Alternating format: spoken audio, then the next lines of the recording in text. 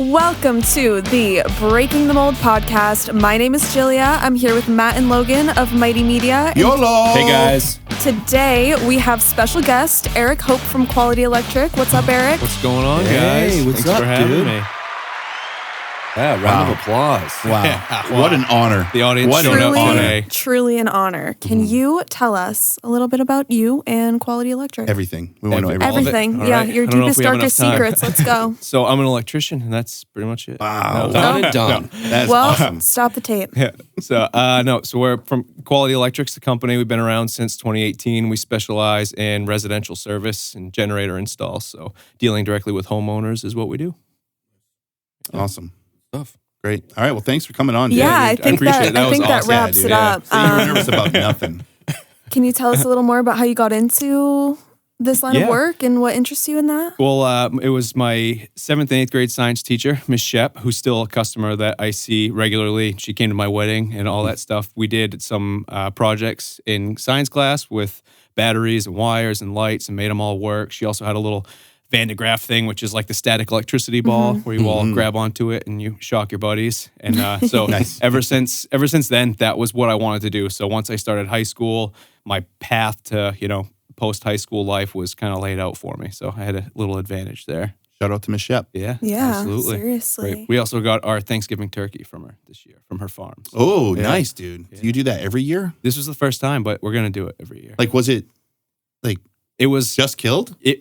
we picked it up Like like alive? hours. Wait. No, He picked out the turkey. yeah. Oh, okay. Yeah. No, she said she had a good one for us, but they took it to the butcher shop and we picked it up like 2 hours later and then cooked it the next day. Did it So make- never frozen. Never. Did it make a difference? Could you I tell? don't know, it was pretty good, but I feel like Thanksgiving turkey is always Yeah. good. So Well, how put did enough you cook gravy it? on there. My father-in-law did, so I just had to sit around and Was wait it just for like in the oven or did you Yeah. like deep fry it? Nope, this one was just in the oven. Has anyone Deep fried ever is had a crazy. deep fried turkey? No. I Oh have, my gosh, yeah, it's yeah. so good. Yeah. Do you like eating the skin like off the Yeah. turkey? Yeah, anyways? that's the best Yeah. part. Oh my gosh, when you have a deep fried turkey, Yeah. eating the skin is like it's like bacon. Yeah. Oh, that's It's phenomenal. Super good for you. Too. bacon. Yeah, it's like crispy and like juicy and Yeah. like tastes like a turkey Yeah. skin. It's so Oh. good. It's so good. It's like, but you got to get past the fear of like burning your whole that's the whole yard House down. down? Yeah, the house Yeah. down. But just, could you be, I, just I Google it. feel like that is kind of the stigma around deep frying turkeys. Yeah. Is Yeah. everyone thinks you're going to blow your a simple house way up. to not do that is just turn the flame off when you put the bird in. I don't know why all those videos they Yeah, think right. you have to have That's the really flame true. on. I don't with think that I ever thing. turned it off. Yeah, just turn it off, drop it in, turn it back I just on. manned up, dude. I just manned up and dropped it in. Just See what dropped it Worst in. that happens is you have a funny video. Yeah, exactly. Yeah, exactly. Oh, we Yeah. did definitely film it in case something Yeah. terrible happens. So I'm going to call Miss Shep for my turkey next year. Give you her number. Yeah, thanks, dude. Can you just give it to us on air He's right got now? pigs too. I have to look it up. Don't do it. Don't do it. Don't do it. All 3 people that listen will call her. Yeah. So, how did you decide that you wanted to be a business owner beyond, working Yeah. as an electrician? Well, I think probably the same way a lot of people do is everybody, I feel like there's at one point, anyone that's in a trade has that thought where they're like, I'm going to start my business for this Yeah. reason or that reason. And it was probably similar to most people. When I think back to like my whole life and there's a few pivotal moments that like dictated what happened next. And when I think back, meeting my wife and, building a life with her, she showed me what life could look like if I tried a little bit harder and did things a little bit differently. And I started to realize that I had an awesome job, but I was working alongside of guys that taught me everything I knew about the trade, but they were in their 50s. I was in my 20s and we were equals, so I knew I wanted more. Just didn't know exactly what that looked like. At the time, I thought the same thing everybody does. I'm going to make more money and have all this time. I'm going to start the business, that dream. Counting it. And so that was what triggered me to start it. That perspective quickly changed. My why changed, really quickly once I saw what it was really like. Is there anything you wish you did differently when you started Quality Electric? I mean, when I think back about it, there's things I wish had gone differently. But if everything didn't happen the way that it did, I don't think I would have made it, where I'm at now. I still have a long way to go, but all the steps along the journey are what make you put you in a position to be ready to handle what comes next. Yeah. So, Right. Do you feel that when you were in the point where you're like, I want to do this, Yeah. I'm gonna when you get crazy, Yeah. right? Because you gotta be crazy to go into business for Yeah. yourself. Looking back now, does it look like what you thought it was going to look like? It's starting to shape. I mean, initially I thought, you just start your business and, you'll make a bunch of money and all this stuff will start happening. You're like Mr. Burns in The Simpsons. Yeah, right. It's easy, right? It's just I don't have to. The money doesn't go through my boss first. It's going to go right to me. Yeah. And then you quickly realize right away I knew what I didn't. I realized how much I didn't know, and so I immediately got to work. Day one of my business officially being operational, I didn't have any work that day, so I was reading and learning and figuring out how to set things up. What was the sorry? Please go ahead. What was the biggest pain point when you first established your business? So for me, like it was on the accounting side of things. It was like, crap, I got to learn how to do my books now. I got to do P&Ls. Like, what was that for you? That wasn't the initial challenge because at first there's not a whole lot going on. So bookkeeping is super easy at that point. But so for me, it was figuring out how to fill the calendar. When I was planning on making a slower exit from the company I worked for, but it didn't really work out that way. So I was kind of forced into, just starting, on a Monday with nothing to do. So there was that 2 weeks of fear basically, and just, dealing with that sort of anxiety was stressful. I started, when I opened my business bank account, I put $400 in it, and that was it. Yeah. I didn't dump out, that's what I started with, was just a few $100 in the bank. When you first started the business, what was the first thing because we were in a previous podcast, we talked about free marketing tips and stuff like that for when you start your business. What are some ways you started to market yourself without having to spend too much money? Oh, Facebook. It was the Facebook was the first thing I did, and that was actually why I was kind of forced into starting my business quicker than I had expected. I gave my notice to my boss on a Friday, and I had worked for him for 8 years, so leaving that company was tough. He taught me everything I knew, and kind of also I was 19 to 25 when I worked there, so you're becoming a man, turning into a person. They taught me a lot about all that stuff, so leaving that was difficult. And so I gave him my notice. This was in March, and I was going to work for him till summer. I said I'll work all through the summer, and in September I'm going to start this. And then that was how we left it. And then Sunday, April 1st, it was April Fool's. I still remember it was 7:00 in the morning. My phone rings, and it was my boss saying that he saw, because on that Saturday I had published my Facebook page, made it public, started kind of sharing it and stuff. Because I told him how I was going to be doing it, so it wasn't really a surprise. But he saw that, and that was when he decided that it wasn't going to work out. So he called me and just told me it was best if I started, right away. So that was how fast it happened. I went from thinking I had all summer to get, all this stuff in a row to, I dropped the truck off to him that day and, thanked him and everything. We left on good terms. I still talked to him. I was going to ask that. But Monday, for those 2 weeks, I had nothing. So getting over that fear of not having any work and still trusting and not just running back was my biggest. What do you think his challenge. concern was with that? Well, I know for me, right? Because I used to be GMs of big, HVAC companies and stuff like that. And that's happened where we've seen people do side work or people that want to start their own business. And I think the fear for me was, oh man, are they going to talk to our clients, be like, oh, this is too much. Well, if you want, I can do it on the side for a little cheaper. Do you think that might have been a fear for him? Or I don't know exactly what it was for him. I know that same situation happened to me in my business in 2023. The same exact thing happened to me. And I unfortunately had to handle it in a similar way. There was a couple differences to how that shook down. But I think maybe part of it was he was upset, that I was leaving. Maybe for him it was an emotional decision, and he was maybe hoping that if he pushed me that maybe I would, fail may not be the right word, but come back sooner, because he did make me an offer to come back. That happens a lot. Yeah. Yeah, I mean, I could probably go back, tomorrow if I wanted to. He's a great guy and all that stuff. But I think maybe it was a little bit of that. It was an emotional decision for him to do it that way. Understandable. Do you have any advice for new business owners?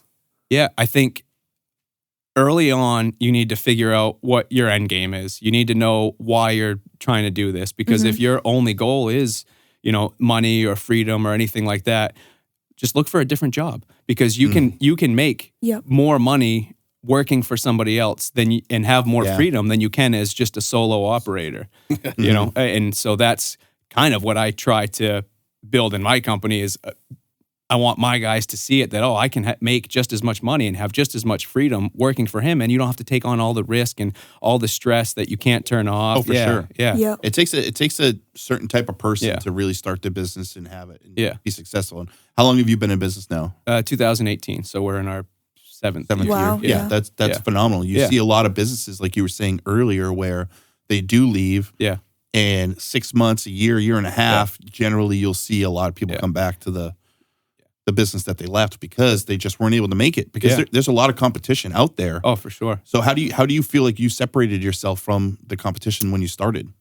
I think the thing that's important is making people feel comfortable. You know, they have either they're getting a quote for something, they don't know how much it's going to cost, or they have some sort of electrical emergency and a complete stranger showing up to their house. And there's this whole stereotype about construction workers. A lot of people group us in construction workers. We're home service providers. We're not construction workers. So representing ourselves in such a way that makes the customer feel comfortable. So we have, the best warranty of anybody that I know in the market. We'll stand behind anything. And our warranty isn't just something we put on a piece of paper. I'll gladly honor warranty 5-10 years from now. It'll be an opportunity for us to show that we're here to stand behind what we do. And that's why we tend to be a little bit more expensive than other people, because those cheaper guys, they can put whatever they want on paper, but if they're not priced in such a way that they're going to be here a few years down the road, then that warranty is totally useless. Yeah, it's like the Tommy Boy scene. Yeah, exactly. When he says like, "Hey, I could take a crap in a box and stick a guarantee on here, but you're still just buying a piece of crap," type of thing, right? And that you find that a lot in the industry is like. Is that a lot of companies that will overpromise and underdeliver. So it's good to see that there's good companies like yours that are holding ethical values to it. Yeah. And following up with it too, right? Yeah. Instead of just it being words. Yeah. You got to show your actions. And I think that's one thing that separates you for what I've seen, working with you and stuff like that is like you got a good group of guys and you guys definitely stand behind everything that you offer and your warranties and all of your values too. So maybe we could talk about that for just a second, like what your values are. Yeah. At Quality Electric and why you chose those values. Yeah. We have a few core values, but the one that I think I'm actually going to shrink them down to pretty much just one, because I think everything can be summarized in one, and that's service. All the other, we have quality. We have kind of like your the same core values a lot of other companies have, but all of it can be summed up in service, because service goes beyond just me providing good service for a customer. It's me as the owner serving my employees. It's us serving the community. It's us doing everything we can to provide the best service in every aspect. So really going above and beyond and making sure that we're doing everything we can to not only complete the job, but leave customers feeling good about what we've done and everything like that. So I think, service is our main focus. Yeah, that's awesome. Yeah. You have 206 5-star reviews. Yeah. I was just looking that up. We have 209 if you look at our LSA page. So I wish Google would put them together, but you got to get those freed up. You can get those reviews taken out of Google jail if you find people saying, "Hey, I left a review." I've done it a couple times. Usually every 6 months or so, I'll follow the process. And a few more. A lot of people don't know they can do that. Yeah. How do you get so many people to write reviews? Well, we usually ask for it. The biggest thing is explaining to people. Usually when you say, I hope you're happy with everything, and you're going to get a link to leave us a review if you don't mind doing it. It's how most customers find us. 9 times out of 10, they'll say, "That's how I found you, is all your reviews on Google." So that kind of implants it. And then right when we leave, they get a text message to leave us a review. And, there's still a lot of people don't realize how important it is for small local businesses to get those reviews. But yeah, we just talked about that in an earlier podcast.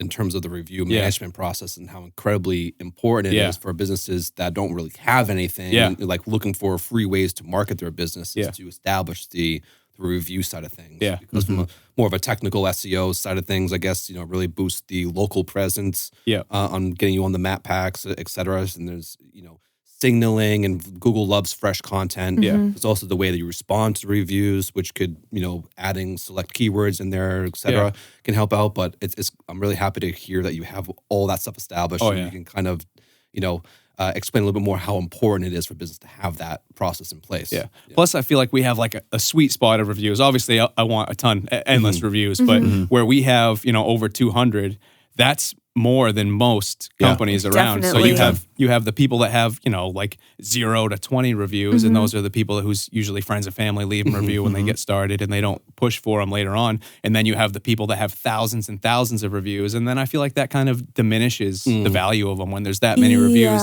Sometimes it's a little suspicious or overwhelming. Because you can definitely hire those companies to go in there and do reviews for you. But Google's doing a really good job cracking down on those people that are purchasing reviews. So you've seen them been getting taken down. Yeah. I mean, you've been in business for 7 years, you just said. So, I mean, having that many people leave reviews, obviously you're doing something right. Yeah. But do you have any, funny stories from all this time or maybe nightmare stories? We have a lot of probably the same stories other contractors have with, gross houses and all that stuff. Tell us one. Okay, so do you want to hear this? I have a doo-doo story and a bug story. Oh, dude. Okay. It's probably not what you think. And it kind of goes back to, actually I have 2 doo-doo stories, but I'm going to skip to this one. You're going to realize by the time you finish the story, you're like, I have 8 doo-doo stories. If you want good customer stories, Clay's the one that has them all locked in his brain. Yeah. So. But when I was talking about key moments in my career and my life that have changed, the path of Quality Electric and myself, this happens to be one of them, because we were working on, before we switched to residential service, we were working on larger projects, and this was a massive 18-month-long project. It was a huge project for a campground. It was way up north. It was freezing cold. We did this job in the winter, so there was no way to get out of the elements. The only way we could warm up was either to sit in the truck, or there was a little job trailer that we shared with the excavation contractor and another contractor that was there. Nice. The excavation contractors were, Clay calls them wood boogers. They're your typical, North Country guys. The relationship was already starting to diminish a little bit, and this story is what ultimately led to the breakdown of our relationship with that customer that also ended up changing the trajectory of the type of work that we did. But we were going to lunch. Me and 2 of the guys that worked with me at the time were walking towards the trailer to go to lunch. I was leading the way. I opened the door to the trailer, and right on the floor of the trailer was a cardboard box open with a human dookie sitting right on top of it. No. Yeah. And it was so the last thing you expect to see in there. So, I slammed the door shut, screamed an expletive, and everybody, the guys who were responsible, started laughing. So immediately you knew who it was. And it was that we Wait, was there any toilet paper or just a dookie? It almost looked like he did it somewhere else and they moved it in there. Gotcha. I'm not quite sure the scenario. I asked him about it later, and he said he's afraid to use porta potties because one time a raccoon was in it and it tickled him while he was Can you pooping. imagine? But the guy was a storyteller. You couldn't really, you got to take it with a grain of salt. But that moment, up until then, we had kind of been, coexisting together. And, we had issues with them, but we were still letting it get by. And then at that point, that was the beginning of a series of events that ultimately led to us walking away from that client. That is disgusting. Yeah. I can't, we have endless stories with that client and that customer. Yeah, there's in multiple dookie transfer stories. Or? There's only. I mean, we did find another doo-doo in a trench somewhere, but we didn't have to touch that one. That's good. But yeah, no. Oh, you had to touch the one. No, that was in the we didn't have to touch the other. I meant we didn't have to get that. We didn't have to work in that area. Gotcha. All right. Oh man. But we didn't eat lunch in the trailer. I double actually transfer. Called, and the next day we got our own job trailer, and nobody used it but us. Oh, good. Yeah. Do you maybe have any more uplifting stories or? No. That was actually the one and only job. It's my only story. No, I mean the whole thing has been good. I've had a lot of good times, especially with the guys I have now. There's a lot of buzzwords that get thrown around there, like culture and stuff like that. And I can honestly say that the culture that we have at Quality Electric is awesome, and we all get along so good. So even you guys came out and filmed our holiday party, and we went to the indoor golfing range. Yeah. That's genuine. We really have a lot of fun when we all hang out together. Thanks for bringing us. Yeah. Had a blast showing you all up. Yeah. Well, I was letting you look that good. Thanks, man. I didn't want to hurt your ego. I appreciate that. No, that's super kind of you. Yeah. That's super kind. Thank you so much. Thoughtful. Good thing I wasn't there. Yeah. I was just going to ask something too. Yeah. What about I can't remember. What about diving into more about the employees and culture? Yeah. Right. So like, talk a little bit more about how you are keeping the employees there. You mentioned, financially and freedom kind of promising, but is there more to that in terms of the culture that you have or what it takes to keep really good employees? Yeah. In your business? Well, I think not losing sight of all those, forks in the road that have got me here, what led to those forks. So why did I want to leave, the company that I worked for before? What were the things that led up to that? And, recognizing that and trying to build a company where my guys don't have to experience that. And you hear a lot of the same stuff from the people that we interview, electricians that come and they're being underappreciated and usually underpaid and all those different things, and just not letting it get to the point where they're unhappy and looking. You can't keep everybody forever, but all you can do is treat them the best you can while they're here. And I think that's kind of how I look at it. Yeah, that's awesome. Yeah. I have a question for you. Mm-hmm. So that I've worked at HVAC companies like my whole career, right? Yeah. So my question to you as an electrician is, how come you guys never pick up after yourselves? You're always leaving, clips of wiring everywhere. Did you tell him about Charlotte? Did you tell him? No. Okay. We filmed a funny little video about that at our last shoot, but I won't spoil it. But it's I don't know. I think the stereotype comes from going back to what I said earlier, the construction electrician, those type of electricians working on new construction houses probably don't sweep up every day. But the problem is, our scraps are so colorful, they stick out a lot more. So if we have a couple scraps of wires, you're going to notice that. They'll completely ignore the pile of sheetrock dust or insulation or wood trimmings, and they'll just see that. But I can tell you that we have drop cloths, brooms, and battery vacuums on all the trucks. What we could say about you is you are breaking the mold. That's right. You are breaking the mold of that. Breaking the mold with high quality stereotype of drinking White Claws and leaving clippings of wire IPAs, everywhere. Only IPAs.